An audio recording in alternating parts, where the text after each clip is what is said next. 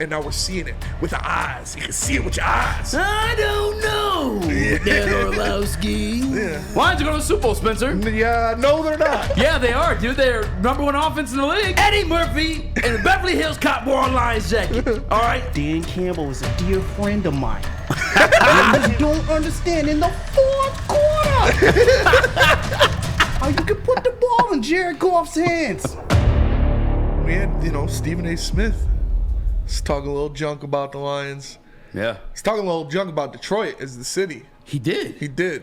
Some kind of like unnecessary shots. Throwing some shade, yeah. He was like trying to pat himself in the back for coming through, but also like. I know it's Stephen A. He says stuff just to say stuff. Mm-hmm. Says stuff to get ratings. Doesn't believe half of what he says because that's how this show is based. Yeah. But man, calm down, buddy. Yeah, because I was watching him yesterday too. Even like looking for sometimes, and I feel at least our job is different because of the internet, and I like to be like more real in these situations, like I'm saying, more myself. Yeah. Because Stephen A. is up there. He's like almost like a heel wrestler. You know what I'm saying? He's like, I don't know, Dan Orlowski. Yeah.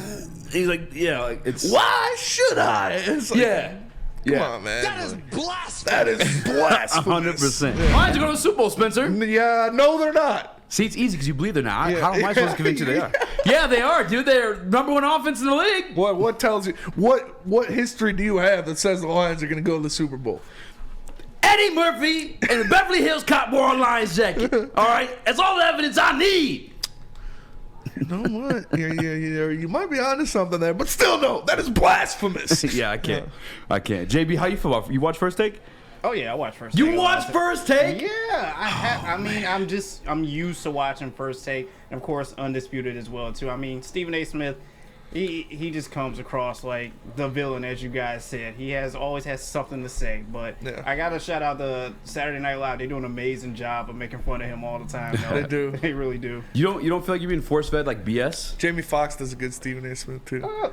I mean, sometimes, but they're running a business too. They're trying to put a show, a nice little show, put together something. So of course they're gonna, get as much as they can from other people. The worst part of Skip and Stephen A. Smith breaking up is that now there are people that watch both shows. Like JB, that's 4 hours a day.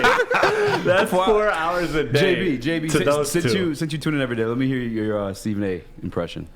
I just have to say, Dan Campbell is a dear friend of mine. Me and him, we share a bowl of Fruit Loops every morning. But I just don't understand in the fourth quarter how you can put the ball in Jared Goff's hands. Dan Orlowski said that offensive line could guide us to the playoffs, and he asked Stephen A. If he believed the same, and he said no.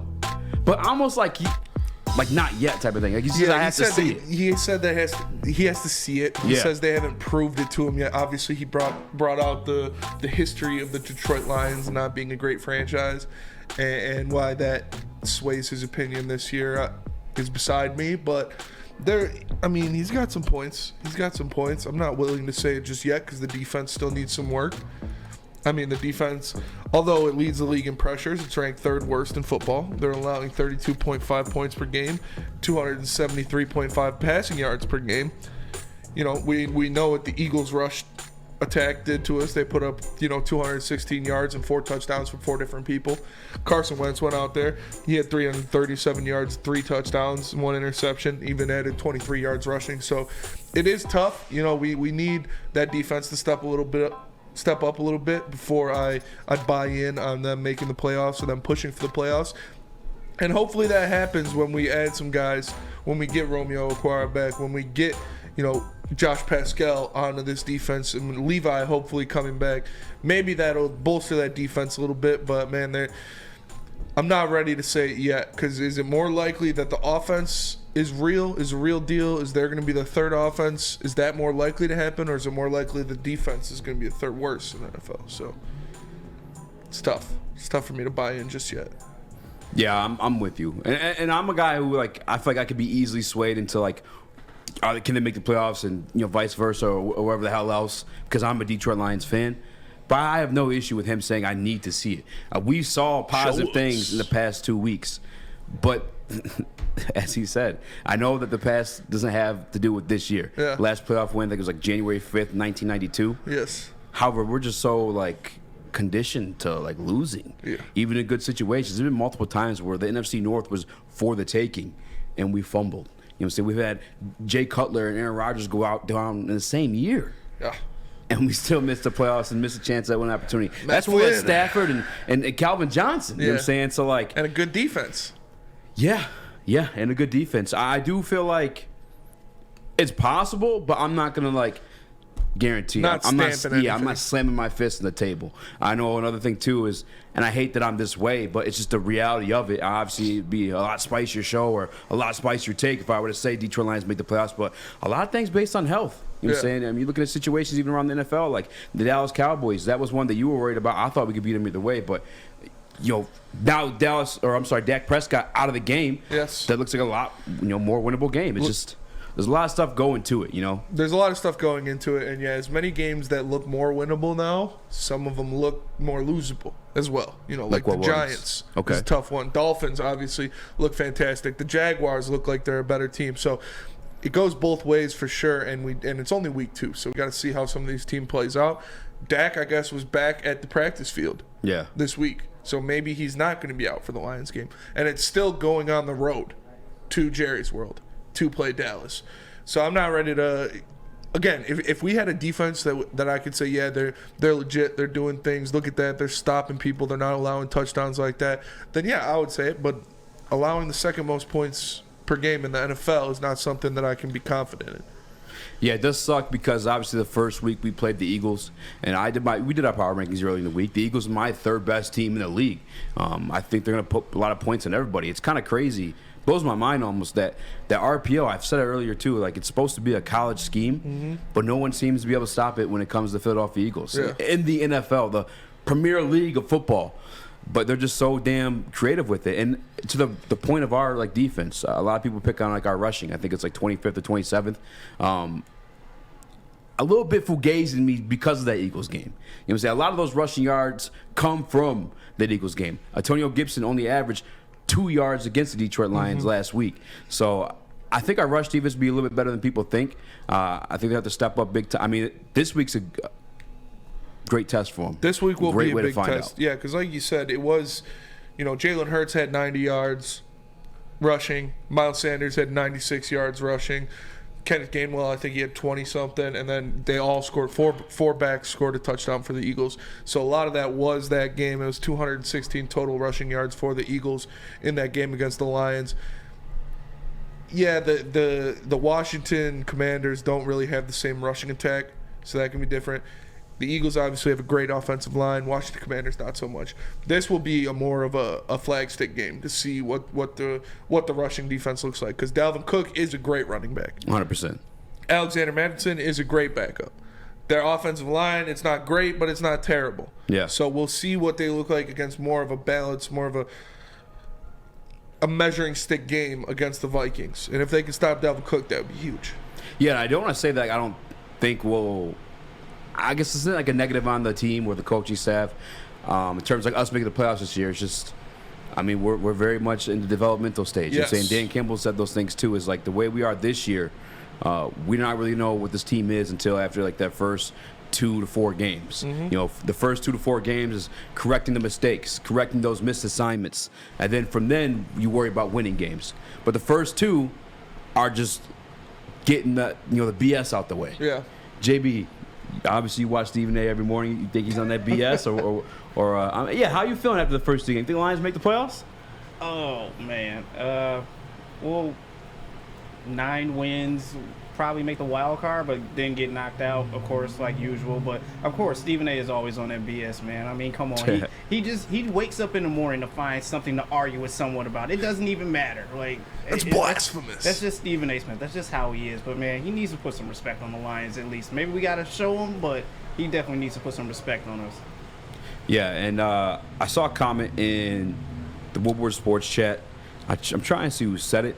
Maybe it was Paul Thomas, but they're speaking about I have more faith in this. They don't know if it's going to happen this year, but they have more faith in this coaching staff than they had any coaching staff previously. And especially after reading that article today, Spinny, I got to tell you, I feel the exact same way. I have so much and the utmost confidence in this coaching staff, beyond Dan Campbell, beyond Ben Johnson. I'm talking about Frank Haley, even getting Dan Skipper and those guys who never played the offensive guard position in NFL a single day in their life. Yeah. Having them execute in the field and still having our backs average those 4 yards per carry before even they get touched.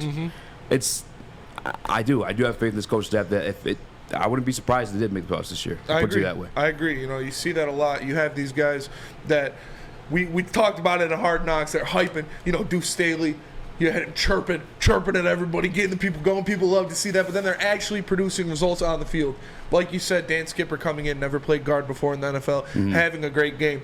You saw what they did last year with guys like Jerry Jacobs, who was an undrafted free agent coming in, making an impact under a guy like Aubrey Pleasant. You have guys like Charles Harris that nobody else wanted. There was an outcast. He comes in here. He has a big year. It looks like he's going to continue that this year. So I'm excited, man. You're right. We loved all the coaches during Hard Knocks. We loved all the hype, but now they're actually doing it on the field. You're actually seeing the results from what they're teaching these guys on this team, and it makes me feel a lot better. It really does. And I said it yesterday. I can't remember an offensive coordinator that the Lions have ever had that I've liked more or had more confidence in than Ben Johnson, because seeing the way he does things is just different than it's been around. Dude, it's completely different. It's different. It's different. And we talked about it before, about how it feels different, and now we're seeing it with the eyes. You can see it with your eyes, that it actually is different. It's resulting in different things on the field. It's resulting in this team. Yeah, they might stall out, have 3 and outs, do different things like that. But when it really matters, when they need to answer, they went out there and they answered against the Commanders. They punched them right back. So I'm excited for that, man, for sure. Yo, Mark Walson in the Woodward Sports Chat actually makes a great point.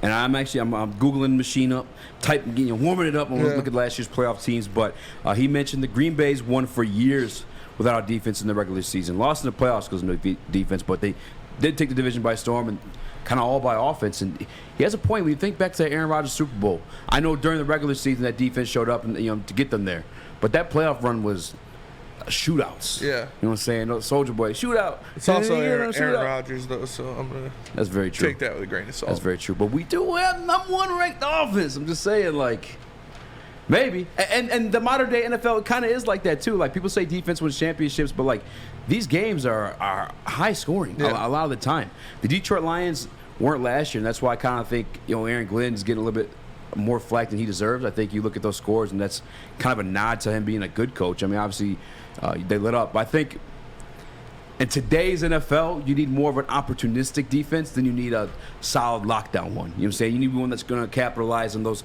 opportunities that, quarterbacks may slip up and throw the ball towards the defender's way, or a ball's tipped up and stuff like that. I think more than anything, you just need more of an opportunistic defense than a great one. Yeah, per se. You need to capitalize on mistakes. But definitely, they talk about offense wins games, defense wins championships. That is something to be said, but you also can't have one of the worst defenses in the league and expect to win games. There's a difference between being a middle-of-the-pack, all-right defense that you can get by with and a bad defense. That's true. I'm looking at the teams from last year. Obviously, Kansas City Chiefs. I don't think they had a great defense last year, but that's kind of it. Yeah. Yeah. Everyone else had a pretty solid defense. And Kansas City can make up for not having a good defense by having Patrick Mahomes, Tyreek Hill, and Travis Kelce. Yeah, and again, I think even to the terms of Adam from the morning show, you guys catch it every day here from 8 to 10 on woodwardsports.com, but he speaks about the pass rush. And I agree, a pass rush definitely helps Vital. you. Yeah. But you look at teams that made the playoffs last year, the Philadelphia Eagles ranked 31st in the league in terms of sacks. Mm-hmm. I didn't rank much higher in QB pressures either. Again, it's just those opportunities. Darius Slay was opportunistic last year, had multiple interceptions, had multiple fumble recoveries. I think he had 2 defensive touchdowns last year. You just got to capitalize on those opportunities. Even looking back to when the Detroit defense was solid, you look at Glover Quinn, who led the league in interceptions that one year. Darius Slay, DeAndre Levy led linebackers in interceptions. Yeah, just opportunistic, It's really it. And stopping the run, I'd say. Yes.